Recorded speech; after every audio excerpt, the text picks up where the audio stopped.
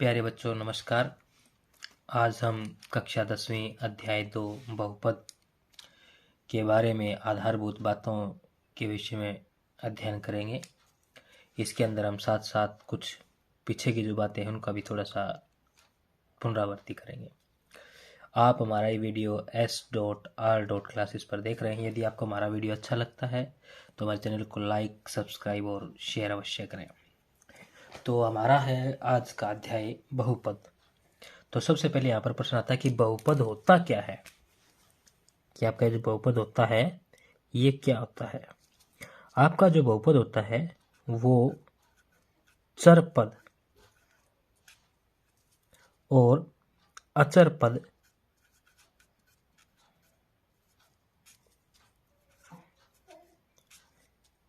इन दोनों के मेल से बनी एक संख्या होती है, उसको क्या कहते हैं हम, आपका बहुपद। बहुपद के अंदर हमने आपको तो ये बता दिया कि चर पद और अचर पद से बनता है। अब चर पद क्या होते हैं।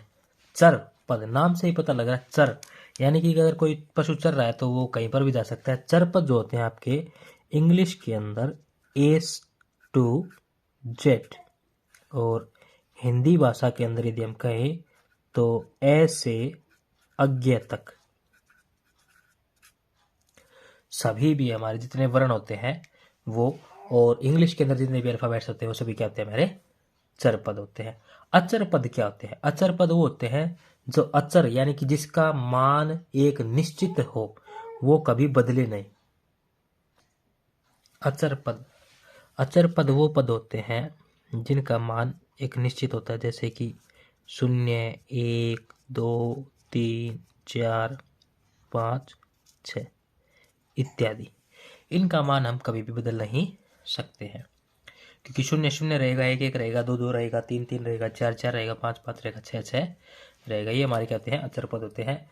और इनसे आपके जो चर पद है और अचर पद है इनके मेल से क्या बनता है, हमारा बहुपद बनता है। जैसे कि बहुपद के कुछ उदाहरण मैं आपको दे देता हूँ। जैसे कि हमारा 3x 4x जमा y, 5x की 2 जमा 3y जमा z इत्यादि। अब हम आते हैं बहुपद के प्रकार पर। बहुपद के बहुपद के प्रकार में हम इसको बहुपद को दो प्रकार से हम बांट सकते हैं। एक तो है आपका चर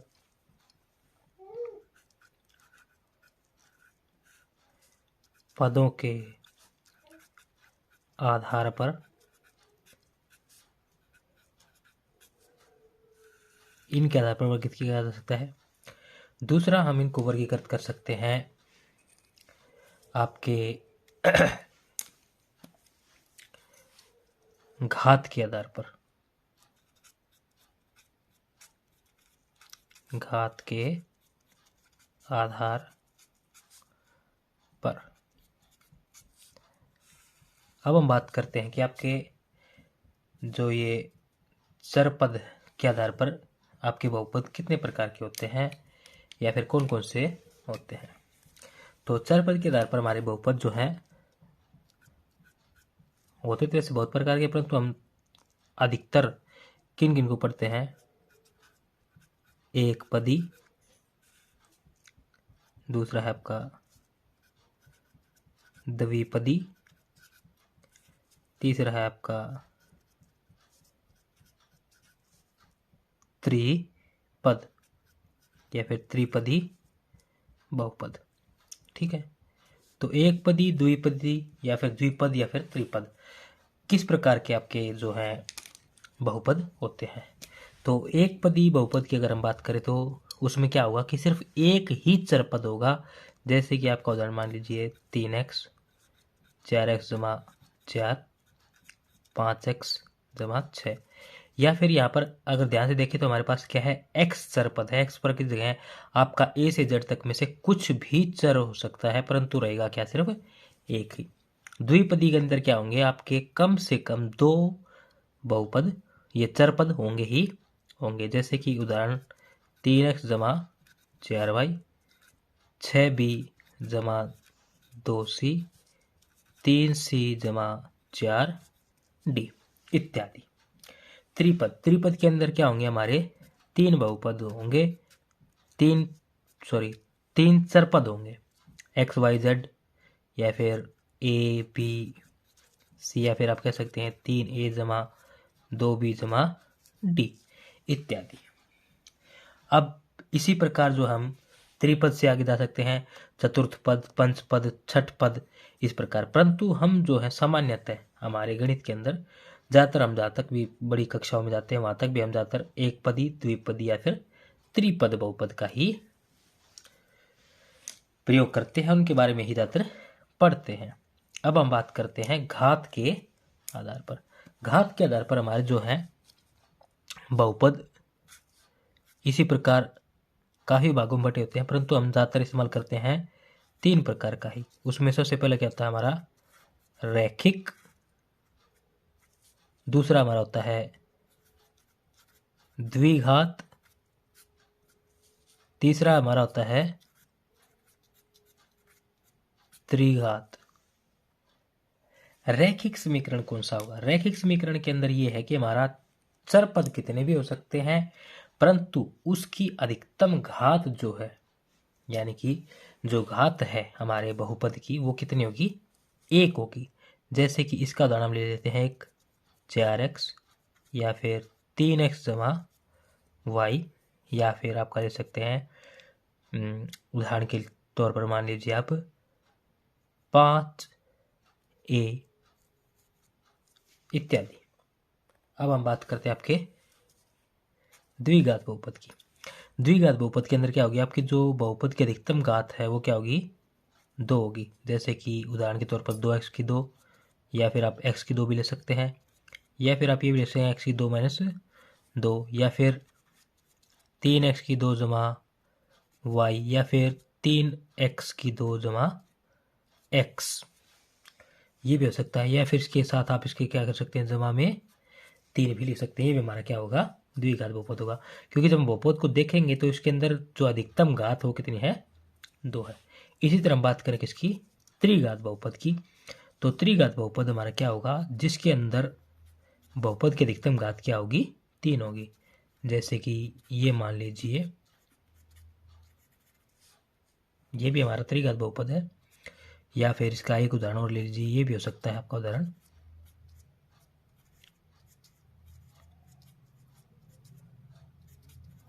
ये भी आपका किसका है? त्रिघात बहुपद का ही उदाहरण है। इसी प्रकार हमारा चतुर्थ घात, पंच घात, छठ घात, इसी तरह जितनी ज़्यादा घात होगी उतना ही ज़्यादा हमारा बहुपद चलता रहेगा।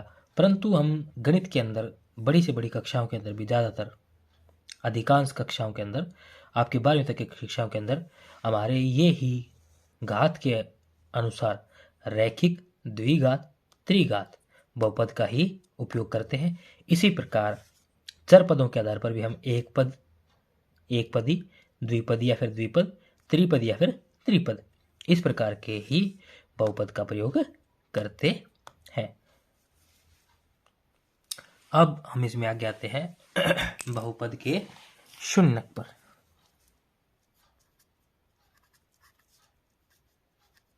बहुपद के शून्यक। बहुपद के शून्यक क्या होते हैं? जैसे कि मान लीजिए हमारा कोई बहुपद है p, किस पर? वो x पर। px का मतलब क्या है कि हमारा जो बहुपद है p वो x चरपद के साथ हमें मिलेगा, जो कि द्विघात भी हो सकता है या त्रिघात भी हो सकता है या फिर चतुर्घात भी हो सकता है। जैसे कि ये है, तो इसमें इसका कोई अगर शून्यक आएगा, मान लीजिए वो क्या है हमारा, कोई c है, तो उसका अर्थ ये होगा कि जब हम क्या रखेंगे, x के स्थान पर c रखेंगे, तो हमारा बहुपद किसके बराबर आ जाएगा? 0 के बराबर आ जाएगा। वो हमारा क्या होगा? इस बहुपद का शून्यक होगा। अब इसके बारे में कुछ और बातें हैं जो आपको बता देता हूँ। तो सबसे पहला ये कि सी क्या होगा हमारा, जो हमने सी आपको बताया क्या होगा, एक वास्तविक संख्या है या फिर वास्तविक संख्या होगा। वास्तविक संख्या से आपका तात्पर्य क्या है कि वास्तविक संख्या वो कुछ भी हो सकती है। मैंने आपको बताया था कि वास्तविक संख्या हमारी किस प्रकार की होती हैं। वो -1 भी हो सकता है, -2 भी हो सकता है, -3 भी हो सकता है, 0 भी हो सकता है, 1 2 3 या 4 में से कुछ भी मान हो सकता है सी का। और दूसरा क्या होगा, सी इस बहुपद का क्या हो जाएगा, शून्यक कहलाएगा। अब इसके अंदर हमारे कुछ महत्वपूर्ण बातें और हैं जो आपको पता होनी चाहिए कि बहुपद के शून्यक तो मैंने बता दिया, कितने किसी बहुपद के कितने शून्यक हो सकते हैं। तो इसमें मैं आपको बताता हूं कि हमारा जो रैखिक होता है, आपका क्या होता है, रैखिक बहुपद, कितने चर वाला, एक चर वाला जी। तो इसमें क्या होगा, बहुपद के एक शून्यक होगा। तो इसमें क्या होगा, शून्य की संख्या कितनी होगी, एक होगी। इसी तरह आपका जो है, आपका क्या है, द्विघात बहुपद, द्विघात बहुपद में, द्विघात बहुपद में शून्य की संख्या कितनी होगी बच्चों, 2 की। इसी तरह आपका जो त्रिघात है, इसी तरह आपके त्रिघात बहुपद में क्या होगी, शून्य की संख्या कितनी होगी, 3 होगी। इससे हम ये भी कह सकते हैं कि जितने आपने बहुपद की घात होगी उतने ही शून्य की संख्या होगी। यदि बहुपद की घात 1 है तो शून्य की संख्या कितनी होगी, 1। बहुपद की घात 2 है तो शून्य की कितनी होगी, 2। अगर बहुपद की घात 3 है तो शून्य की संख्या कितनी होगी, 3 होगी। अब हम चलते हैं इसमें आगे आपका शेषफल प्रेम्य पर। अब हम इसमें आगे करेंगे बहुपद के शून्यकों और गुणांकों के बीच संबंध, कि बहुपद के शून्य और गुणांकों के बीच में क्या संबंध है। यदि आपके पास द्विघात समीकरण है बच्चों, कैसे समीकरण है, द्विघात समीकरण, या फिर हम क्या कहेंगे, आपके पास द्विघात बहुपद है तो उसमें शून्य की संख्या कितनी होगी, सबसे पहले तो हमारी 2 होगी। उन दोनों संख्याओं को हम क्या मान लेते हैं, एक अल्फा है, दूसरा क्या हमारा बीटा। इसको क्या कह रहे हैं बच्चों, हम अल्फा, और दूसरा को हमने क्या ले लिया, बीटा ले लिया, कि अल्फा और बीटा है। और हमारा बहुपद है उसका सामान्य रूप कैसा होता है, ax की 2 जमा bx जमा c। इस प्रकार से हमारा जो होता है द्विघात बहुपद मिलता है। तो अगर हम यहाँ पर बात करें तो a क्या है, x की 2 का गुणांक क्या है, गुणांक क्या है, ये है हमारा। और इसी प्रकार b क्या है हमारा, ये जो b है ये क्या है, x का गुणांक है। ठीक है बच्चों। और c हमारा यहाँ पर क्या है, अचर पद होता है। ठीक है, तो अब हमें इसके बीच में संबंध बताना है कि क्या होगा। तो सबसे पहले हमारा क्या होता है, शून्यकों का योग, यानी कि अल्फा जमा बीटा, वो हमारा क्या होता है, घटा x का गुणांक बटे x की 2 का गुणांक। यानी कि हम यहाँ से ये कह सकते हैं कि आपके अल्फा जमा बीटा को यहाँ से क्या कहा जाएगा कि -b बटे a कहा जा सकता है बच्चों। ठीक है, अब इसमें आता है दूसरा क्या, शून्यकों का गुणनफल। क्या आता है बच्चों, शून्यकों का गुणनफल क्या होगा, तो शून्य का गुणनफल हमारा क्या होगा बच्चों, अल्फा गुणा बीटा, ये होगा। तो अल्फा गुणा बीटा जब हम करेंगे, यानी कि जो हमारे शून्य का है अल्फा और बीटा, उनकी गुणा करने पर वो किसके बराबर होगा, हमारा इसमें से किसके बराबर होगा, देखिए वो होगा आपका अचर पद। यानी कि हमारा जो अचर पद है उसको यदि हम किससे, x की 2 का जो हमारा गुणनांक है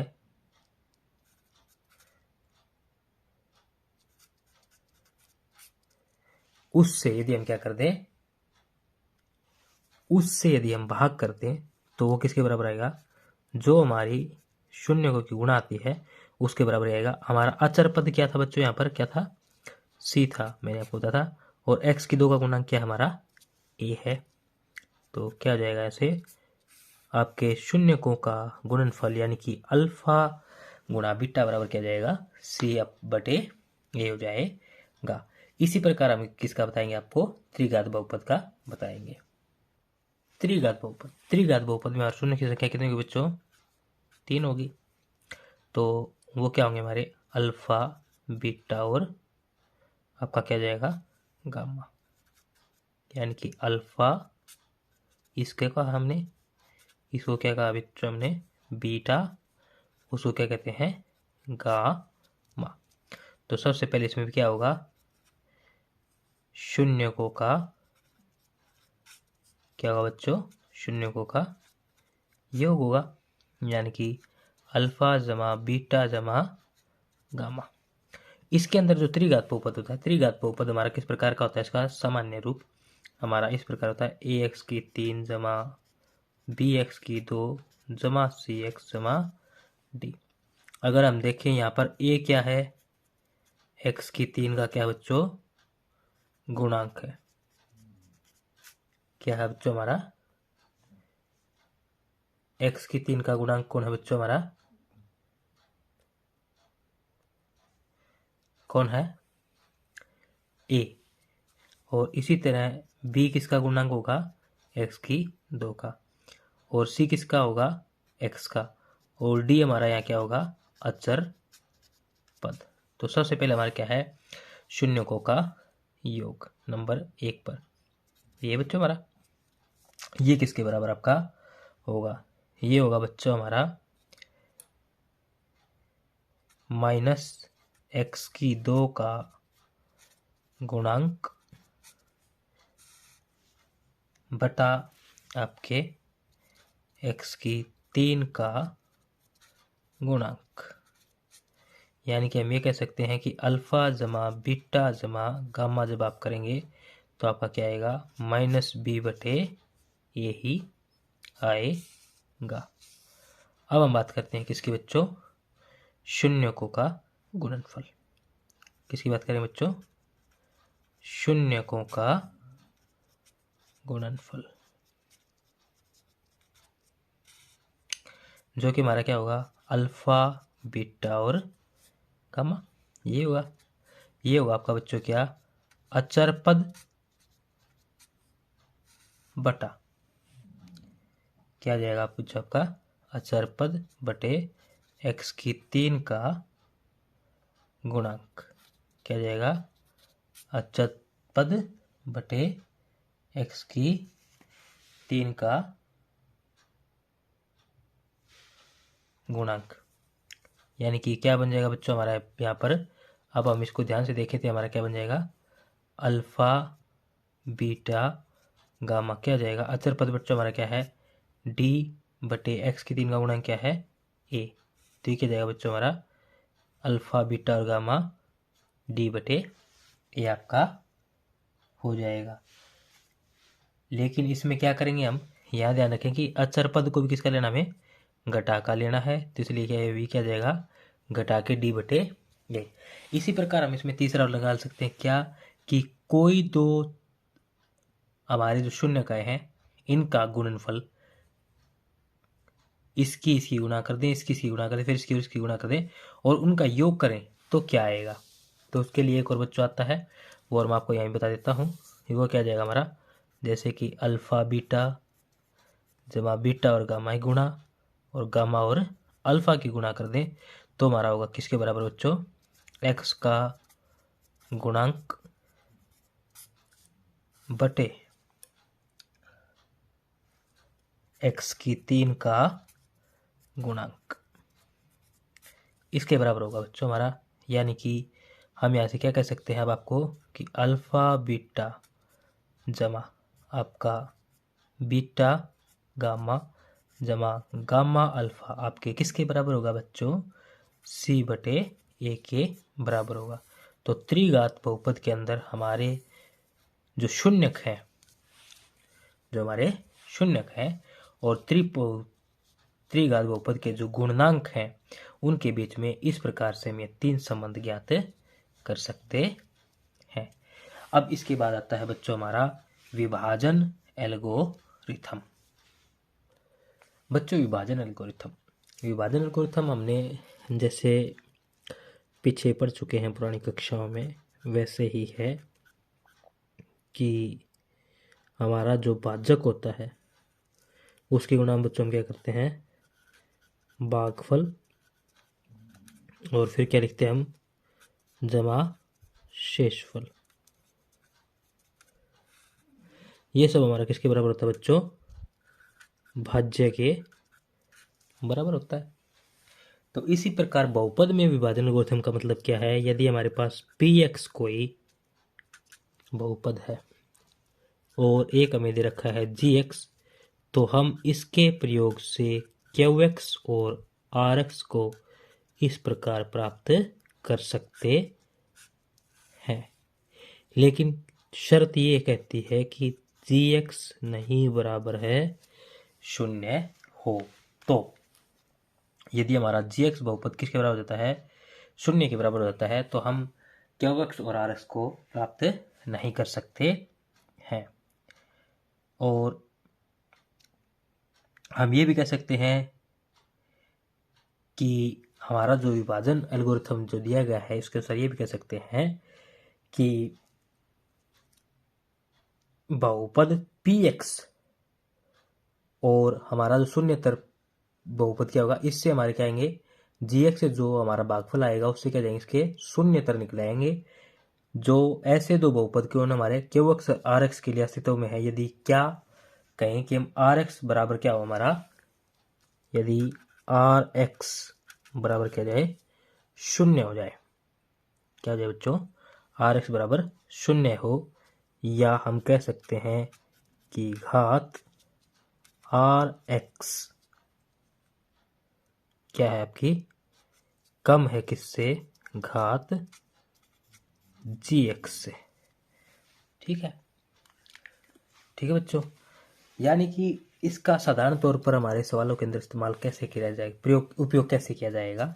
gx कोई बहुपद दे रखा होगा और ये पूछेगा कि ये px का हमारा शून्यक है या नहीं है, तो इसके लिए हम क्या करेंगे? gx से px पर भाग देंगे। यदि हमारा rx यानी कि जो शेषफल है वो बराबर क्या जाए? 0 आ जाता है, तो ये gx क्या है? px का एक क्या आ जाएगा? शून्यक हो जाएगा, यानी कि इसको भाग कर देता है, नहीं तो नहीं होगा। rx का मतलब क्या होगा बच्चों? शेषफल। qx का मतलब होगा यहाँ पर भागफल। gx होगा हमारा भाजक और px होगा भाज्य। और इसी के साथ आपका इकाई नंबर 2 या अध्याय 2 बहुपद आपका आधारभूत बातें समाप्त होती हैं। यदि आपको हमारा वीडियोस अच्छा लगा हो तो हमारा ये वीडियो आप देख रहे थे SR क्लासेस पर। यदि आपको हमारा वीडियो अच्छा लगता है तो आप सभी हमारे चैनल को सब्सक्राइब करें, वीडियोस को लाइक करें और चैनल को शेयर करना ना भूलें। धन्यवाद।